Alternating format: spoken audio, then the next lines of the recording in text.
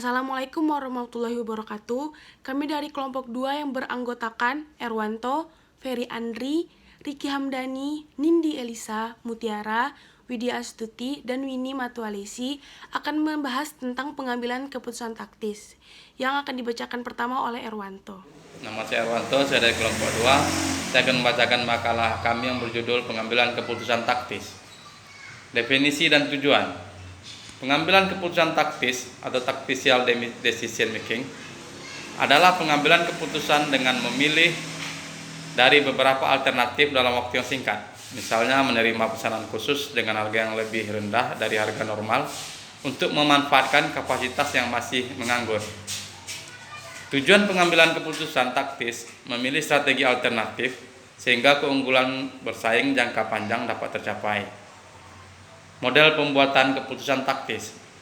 Langkah-langkah yang menjelaskan proses pengambilan keputusan taktis adalah sebagai berikut. Mengenali dan mendefinisikan masalah yang spesifik. Misal, semua anggota tim manajemen Tidwell menyadari keputusan tambahan ruangan untuk gudang, kantor, dan produksi cetakan plastik, luas ruangan yang dibutuhkan, alasan kebutuhan, dan bagaimana tambahan ruangan itu akan dimanfaatkan. Demikian sedikit penjelasan dari saya, dan selanjutnya akan diteruskan oleh rekan saya. Wassalamualaikum warahmatullahi wabarakatuh. Assalamualaikum warahmatullahi wabarakatuh. Saya Ferry Andri akan membahas lanjutan dari pembahasan teman kita. Langkah kedua, mengidentifikasi alternatif. Identifikasi beberapa alternatif. Langkah kedua adalah membuat daftar dan mempertimbangkan berbagai alternatif solusi yang layak. Berdasarkan tampilan yang sebelumnya yang berada di Word bisa dilihat, terlihat beberapa alternatif yang akan dipilih. Tidwell Product mengidentifikasi solusi berikut. Yang pertama, membangun fasilitas sendiri dengan kapasitas yang cukup untuk mengatasi kebutuhan saat ini dan yang dapat diperkirakan. Yang kedua, fasilitas yang lebih besar dan mensublease fasilitasnya saat ini. Yang ketiga, fasilitas tambahan yang mirip dengan yang ada saat ini. Yang keempat, gedung tambahan yang akan dimanfaatkan sebagai gudang yang dengan demikian menyediakan ruangan untuk ekspansi produksi. Dan yang kelima, membeli tangkai dan packing secara eksternal serta memanfaatkan ruangan yang tersedia atau yang sebelumnya digunakan untuk produksi kedua komponen tersebut untuk mengatasi masalah ruangan. Sebagai bagian dari langkah-langkah di atas, perusahaan harus mengeliminasi alternatif-alternatif yang tidak layak. Alternatif pertama dieliminasi karena mengandung banyak risiko bagi perusahaan. Alternatif kedua ditolak karena mensublease fasilitas bukanlah pilihan yang dapat dijalankan. Alternatif ketiga dieliminasi karena terlalu jauh untuk mengatasi masalah ruangan dan barangkali sangat mahal. Dan alternatif keempat dan kelima adalah layak. Keduanya berada dalam garis kendala biaya dan risiko serta menyediakan kebutuhan ruangan bagi perusahaan. Perhatikan bahwa manajemen mengaitkan keputusan taktis atau mendapatkan tambahan ruangan terhadap strategi pertumbuhan keseluruhan perusahaan dengan menolak alternatif yang mengandung banyak risiko pada tahapan perkembangan perusahaan saat ini.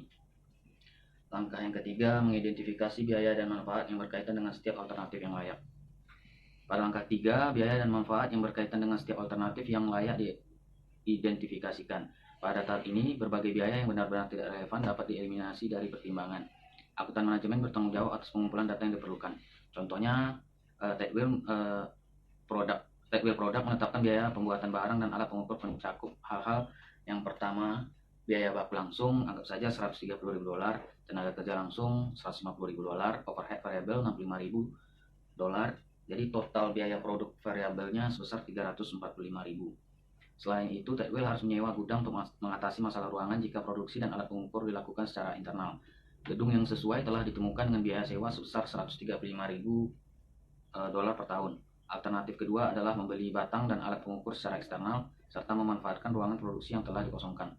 Pemasok luar telah menawarkan untuk memasok produk dalam jumlah yang mencukupi sebesar $460.000 per tahun. Selanjutnya akan dibahas pada teman kita. Baiklah, saya akan melanjutkan slide selanjutnya. Langkah keempat, menghitung total biaya. Manfaat yang relevan untuk setiap alternatif yang layak. Alternatif keempat, memproduksi secara internal dan menyewa ruang tambahan biaya $480.000. Alternatif kelima, membeli dari luar dan memanfaatkan ruang sendiri membutuhkan biaya $460.000. Ruang sendiri membutuhkan biaya $460.000. Alternatif keempat, biaya produksi variabel $345.000, sewa gedung $135.000, total $480.000. Alternatif kelima, harga beli $460.000. Perbedaan $20.000 untuk keunggulan alternatif 5. Langkah kelima, menilai faktor-faktor kualitatif. Yang pertama, mutu batang dan alat pengukur yang dibeli secara eksternal. Yang kedua, keandalan sumber pasokan. Yang ketiga, perkiraan kestabilan harga selama beberapa tahun berikutnya. Yang keempat, hubungan ketenaga kerjaan. Yang kelima, citra masyarakat. Keenam, dan lain-lain. Langkah keenam, membuat keputusan. Relevan untuk setiap alternatif selesai dinilai dan faktor-faktor kualitatif dipertimbangkan. Keputusan dapat dibuat dalam contoh perusahaan di atas selisih dari kedua alternatif yang lebih kecil dan beban dalam menjamin mutu serta pekerjaan secara penuh. Maka diputuskan membuat batang dan alat pengukur secara internal serta menyewa gudang. Baik, saya akan menjelaskan biaya relevan. Biaya relevan adalah biaya masa depan yang berbeda untuk masing-masing alternatifnya. Untuk menjadi relevan, suatu biaya tidak hanya harus merupakan biaya yang timbul di masa depan, namun juga harus berbeda untuk masing-masing alternatif. Jika biaya masa depan itu terdapat dalam beberapa alternatif, maka biaya tersebut tidak ada pengaruhnya terhadap keputusan. Biaya semacam ini disebut biaya tidak relevan. Etika dalam pengambilan keputusan taktis. Dalam pengambilan keputusan taktis, masalah etika selalu berkaitan dengan cara keputusan diimplementasikan dan kemungkinan pengorbanan sasaran jangka panjang untuk memenuhi sasaran jangka pendek. Pencapaian sasaran adalah penting, tetapi bagaimana cara mencapainya adalah hal yang lebih penting. Namun sayang, sebagian manajer mengabaikan aspek etika dalam pengambilan keputusan taktis dengan alasan adanya tekanan yang berat untuk menghasilkan kinerja yang tinggi. Misalnya, PHK karyawan serta pengurangan kualitas bahan dan desain untuk menaikkan laba jangka pendek. Pada dasarnya, dilema etika ini dapat diatasi dengan menggunakan rasio dan tidak memfokuskan semata-mata pada sasaran jangka pendek atau beban jangka panjang. Tanggung jawab moral terhadap berbagai stakeholders. Biaya relevan. Biaya relevan adalah biaya masa depan yang berbeda untuk masing-masing alternatifnya. Untuk menjadi relevan, suatu biaya tidak hanya harus merupakan biaya yang timbul di masa depan, namun juga harus berbeda untuk masing-masing alternatif. Jika biaya masa depan itu terdapat dalam beberapa alternatif, maka biaya tersebut tidak ada pengaruhnya terhadap keputusan. Biaya semacam ini disebut juga tidak relevan. Etika dalam pengambilan keputusan taktis. Dalam pengambilan keputusan taktis, masalah etika selalu berkaitan dengan cara keputusan diimplementasikan dan kemungkinan pengorbanan sasaran jangka panjang untuk memenuhi sasaran jangka pendek. Pencapaian sasaran adalah penting, tetapi bagaimana cara mencapai adalah hal yang paling penting. Namun sayang, sebagian manajer mengabaikan aspek etika dalam pengambilan keputusan taktis dengan alasan adanya tekanan yang berat untuk menghasilkan kinerja yang lebih tinggi. Misalnya, PHK karyawan serta pengurangan kualitas bahan dan desain untuk menaikkan laba jangka pendek. Pada dasarnya, dilema etika ini dapat diatasi dengan menggunakan rasio dan tidak memfokuskan semata-mata pada sasaran jangka pendek atau beban jangka panjang. Tanggung jawab moral terhadap berbagai stakeholders atau karyawan, pelanggan, pemerintah, masyarakat hendaknya menjadi pertimbangan utama. Relevansi, perilaku biaya, dan model penggunaan sumber daya. Biasanya, biaya variabel dianggap sebagai biaya yang relevan, sedangkan biaya tetap dianggap tidak relevan. Namun, kunci utama dalam memahami biaya relevan atau tidak relevan ini adalah bahwa perubahan terhadap permintaan dan penawaran atas sumber daya aktivitas yang harus dipertimbangkan dalam penilaian relevansi. Jika perubahan dalam penawaran dan permintaan sumber daya terhadap beberapa alternatif menyebabkan perubahan dalam pengeluaran sumber daya, maka perubahan dalam pengeluaran sumber daya merupakan biaya relevan yang harus digunakan dalam menilai keunggulan relatif dari dua alternatif. Saya Widya Stuti, saya akan melanjutkan slide berikutnya. Sumber daya terikat atau commit resource. Sumber daya terikat adalah sumber daya yang diperoleh sebelum digunakan, misalnya gaji pegawai. Sumber daya ini bisa relevan atau tidak relevan. Untuk sumber daya terikat jangka pendek, Jika terdapat perubahan permintaan di antara aktivitas yang mengakibatkan perubahan penawaran sumber daya dan perubahan biaya aktivitas, maka biaya tersebut menjadi relevan untuk pengambilan keputusan taktis. Slide selanjutnya, penerapan konsep pembuatan keputusan taktis dalam berbagai situasi bisnis. Keputusannya ada seperti berikut, yaitu keputusan membuat atau membeli produk atau make or buy decision. Yang kedua, keputusan meneruskan atau menghentikan produksi atau keep or drop decision. Yang ketiga, keputusan terhadap suatu pesanan khusus atau special orders decision. Yang terakhir adalah keputusan menjual atau memproses produk lebih lanjut, sell or process further. Set selanjutnya, keputusan bauran produk atau product mix. Beberapa macam produk harus membuat keputusan suatu perusahaan yang memproduksi dan menjual tentang proporsi produksi masing-masing produk dalam produksinya. Hal ini disebut dengan product mix. Setiap bauran produk mencerminkan suatu alternatif yang memiliki konsekuensi terhadap laba yang dihasilkan. Nah, jadi manajer harus memilih alternatif yang memaksimalkan margin kontribusi dengan keterbatasan sumber daya yang dimiliki oleh perusahaan, disebut dengan constraint. Manajer harus memilih bauran produk yang optimal. Pemilihan bauran yang dengan keterbatasan sumber daya yang dimiliki oleh perusahaan disebut dengan constraint. Manajer harus memilih bauran produk yang optimal. Pemilihan bauran yang optimal akan sangat dipengaruhi oleh hubungan antara keterbatasan sumber daya terhadap produk individual. Nah, hubungan ini mempengaruhi kuantitas tiap-tiap produk yang akan diproduksi dan selanjutnya mempengaruhi margin kontribusi yang dapat dihasilkan.